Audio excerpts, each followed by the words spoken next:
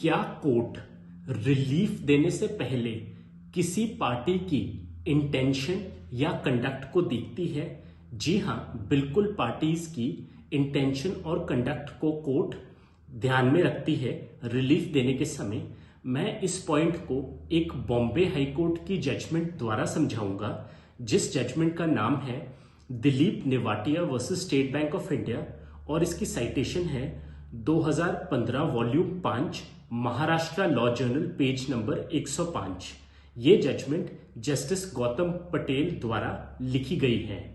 इस केस में क्या हुआ था कि एक पार्टी ने सिविल सूट फाइल किया स्टेट बैंक ऑफ इंडिया के खिलाफ और ये कहा कि स्टेट बैंक ऑफ इंडिया ने कुछ अन्य पार्टियों के साथ मिली भगत करके उस पार्टी को बिजनेस में फाइनेंशियल लॉस काफी करवाया था।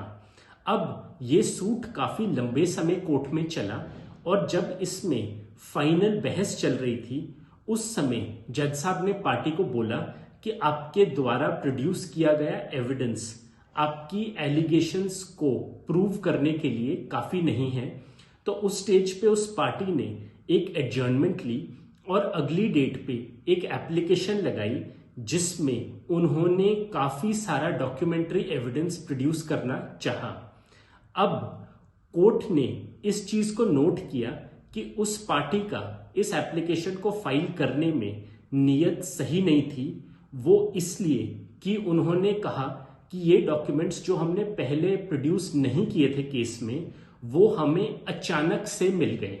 अब कोर्ट ने इस पॉइंट को नोट किया कि जिस तारीख पर कोर्ट ने ये कहा था कि उनके द्वारा प्रोड्यूस किया गया एविडेंस काफी नहीं था, उससे अगले ही दिन उनको अचानक से ये डॉक्यूमेंट्स मिल गए, जबकि ये केस काफी लंबे समय से चल रहा था।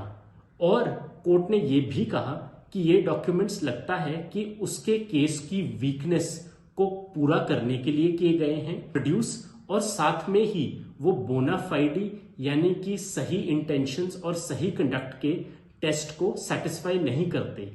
इसी कारण से कोर्ट ने ना सिर्फ तो वो एप्लीकेशन को डिसमिस कर दिया, बल्कि एंड में एविडेंस प्रॉपर ना होने के कारण पूरे सूट को ही डिसमिस कर दिया।